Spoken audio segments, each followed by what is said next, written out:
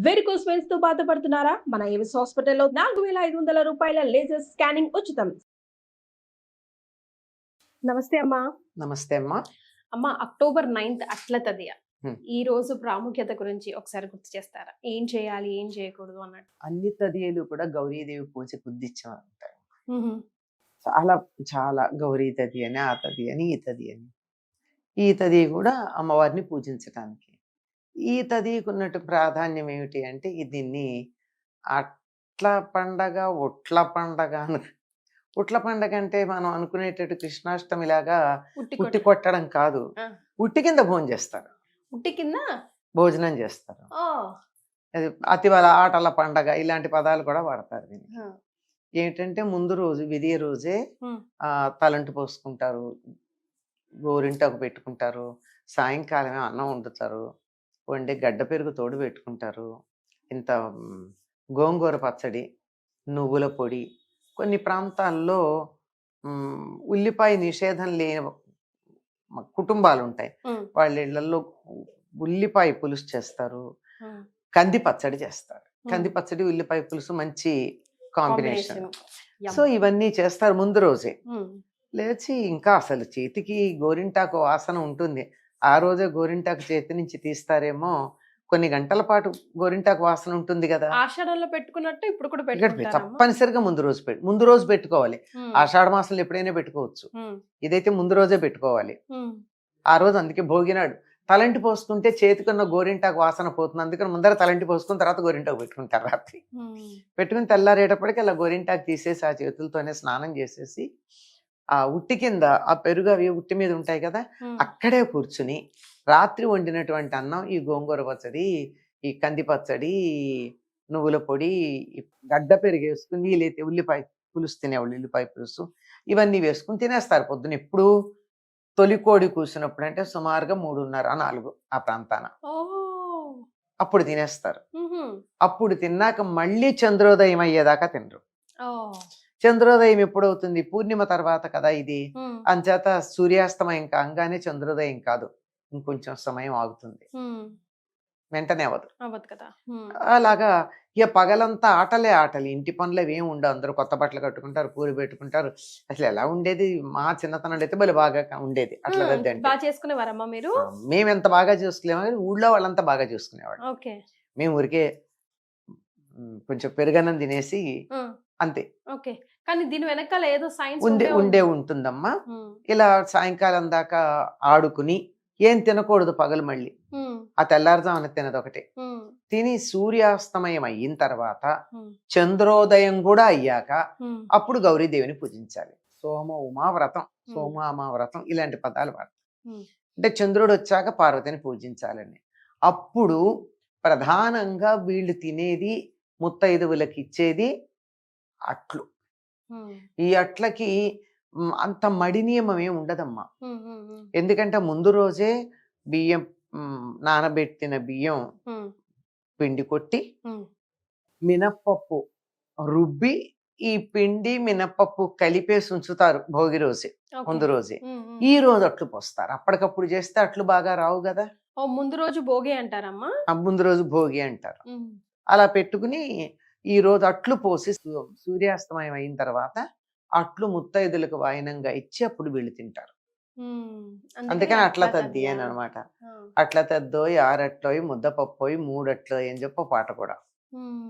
అంటే అట్లని ముద్దపప్పుతో కలిపి తినే పద్ధతి ఉంది ఈ రోజు ప్రత్యేకంగా. ఎప్పుడుగా అసలు మన వాళ్ళందరికీ కూడా అట్లకి మంచి కాంబినేషన్ ఏమిటో తెలుసా?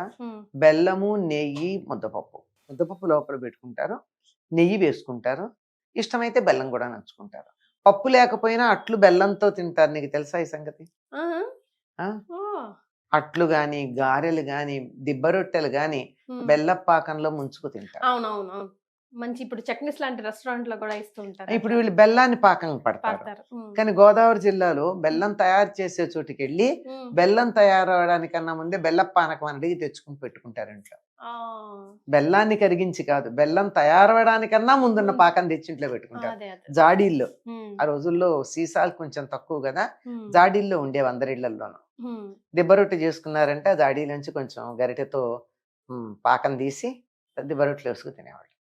అది ముంచుకుని తింటారు, బాగుంటుంది. సో అది ఇవన్నీ ఇలా చేసుకుని పెట్టి తింటారు. ఇది కొన్ని వర్ణాల వారిలో అయితే అట్లా అసలు నోము, మిగిలిన వాళ్ళకి మామూలు. తప్పనిసరిగా మొదటి సంవత్సరం, పెళ్ళైన మొదటి సంవత్సరం అమ్మాయికి అట్లా నోకు పుట్టింటికి వెడితే అత్తగారు కానీ, అత్తగారింట్లో అంటే పుట్టింటి వాళ్ళు కానీ తగవని పంపిస్తారు. అంటే పసుపు, పేరెంటాళ్ళకి ఇవ్వడానికి కావాల్సిన పసుపు, కుంకుమ, పళ్ళు, ఈ అమ్మాయి కట్టుకునేందుకు చీర, రేవకాయల గుడ్డ అన్ని పంపిస్తారు. తప్పనిసరిగా నోవు తీర్చుకోవాలి అనుకుంటారు. ఇవి అన్ని వర్ణాల వాళ్ళల్లో లేదు ఈ నోము పట్టే పద్ధతి. కొన్ని వర్ణాల అట్ల నోము అని చెప్పి రోజంతా ఆడుకుంటారు. ముఖ్యంగా ఉయ్యాలు లూగుతారు. అదే అడుగుతాం అనుకున్నాను. అది కూడా ఇళ్లల్లో కాకుండా తోటల్లోకి వెళ్ళిపోయి మనం చూస్తూ ఉంటాం కదా. ఇక్కడ కూడా బోనాలు అయ్యాక రోజంతా తోటల్లో కాలం గడిపేటటువంటి పద్ధతి అట్లాంటిదే. అలాగే తోటల్లో గడపడం అవుతుంది.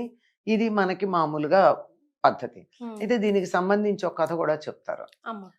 ఒక రాజుగారి కూతురు, మంత్రి గారి కూతురు, ఒక వైశ్యుడు అంటే ఆ ఊళ్ళో ఉన్న ధనవంతుడి కూతురు, సేనానాయకుడి కూతురు, ఈ నలుగురు కలిసి ఒకే వయసు వాళ్ళ ఆడపిల్లలు ఈ వ్రతం చేస్తారు. చేస్తే సూర్యాస్తమయం అయ్యాక భోజనం చేయాలనే నియమం బ్రాహ్మణులకి, క్షత్రియులకి లేదు. అలా చేయాలనే నియమం బ్రాహ్మణులకి, వైశ్యులకి లేదు. సూర్యాస్తమయం దాకా ఆగాలని వాళ్ళ అమ్మవారి పూజ చేసేసుకుని మధ్యాహ్నం భోజనం చేస్తారు. క్షత్రియులకి, శూద్రులకి సూర్యాస్తమయం అయ్యాక మాత్రమే భోజనం చేయాలని, పూజ చేసుకుని చేయాలని నియమం ఉంది. సరే, బ్రాహ్మణులు ఇద్దరు పిల్లలు, వైశ్యుల పిల్లలు తినేశారు. శూద్రులు అంటే సేనానాయకుడు కూతురు ఆవిడ ఆగగలిగింది. రాజుగారి కూతురు ఆగలేకపోయింది. అమ్మాయి పేరు సునామ. ఆగలేక నీరసం వచ్చి పడిపోతే ఆవిడకి అన్నాలు చెల్లెలు పడిపోతే చూడలేక గడ్డిబాం వెనకాల మంట వేసి అదిగో చంద్రోదయం అయిందిరా తినన్నారు. తినేసింది. అందరికీ పెళ్ళిళ్ళు అయినాయి. ఈ సునామకి మాత్రం ముసలిమ కూడా వచ్చాడు, అందవికారంగా ఉన్నవాడు. ఇది అందమైన భర్త రావాలని, భర్త ఉంటే ఆరోగ్యంగా చక్కగా మంచి కాపురం ఉండాలని సంకల్పంతో చేస్తారు. ఈవిడ బాధపడుతూ ఉంటే సరే ఏదో మనకి కథల్లో ఉంటాయి కదా, పార్వతీ పరమేశ్వర్లు ఈవిడ అడవికి వెళ్ళిపోయి ఆత్మహత్య చేసుకుందాం అనుకుందట. అనుకుంటే పార్వతీ పరమేశ్వరులకు దయ కలిగి పూజ చేసిందిగా నియమం పాటించకపోయినా, లేదు నువ్వు ఈ కారణంగా అయింది, నీకు నువ్వు వెళ్ళి మళ్ళీ చేసుకోమంటే వచ్చా పూజ చేసుకుందట. దాని ఫలితంగా ఆ భర్తకున్న వార్ధకము, అందవికారంపై బాగా తయారయ్యాడు అని చెప్తారు. ఈ కథ చెప్పుకుని పూజ చేశాక ఈ కథ చెప్పుకుని వాయినాలు ఇచ్చుకుంటారు. సో గౌరీదేవి రూపానికి అమ్మ గౌరీకే పూజ చేస్తారు. అంతే. అది పంచుకుంటారా తర్వాత పసుపుతో చేసిన గౌరమ్మ? అంటే పసుపు గౌరమ్మ పంచుకోరమ్మా. పసుపు గౌరు ఎవరింటో చేస్తే వాళ్లే రోజు ముఖానికి రాసుకుంటారు. అంతే. పంచేది ఏమిటి? పసుపు కుంకాలు పంచుకుంటారు. ముత్తైదుల్ని పిలిచి తాంబూలం అవన్నీ ఇచ్చుకుంటారు. ఎవరి శక్తి అనుసారం వాళ్ళు. ఆకు, ఒక్క, పండు ఇచ్చేవాళ్ళు అయితే అందులో ఒక పూర్వంలో కానీ ఇప్పుడైతే 10 రూపాయలు అందులో దక్షిణ పెడతారు. రొకెల గుడ్డ, చీరలు మన శక్తి మేరకు. తాంబూలం అయితే తమలపాకులు, ఒక్కలు ప్రధానం, పండు. సో అట్లా అటువైపు బాగా చేస్తారు కదమ్మా. గోదావరి జిల్లా అంతా బాగా చేస్తారమ్మా. అందులోనూ కూడా బ్రాహ్మణేతరులు బాగా చేస్తారు. అంటే ఇక్కడ కులాల పేర్లు చెప్పడం వేరే ఉద్దేశంతో కాదు, ఒక సంప్రదాయం గురించి మాట్లాడుతున్నాం గనక తప్పనిసరిగా పెళ్ళైన మొదటి సంవత్సరం ఆడపిల్ల అట్ల నోముకి వెళ్ళి తీరాల్సిందే ఎక్కడున్నా. అంతగా పాటిస్తారు. చాలా సంతోషం. నమస్తే.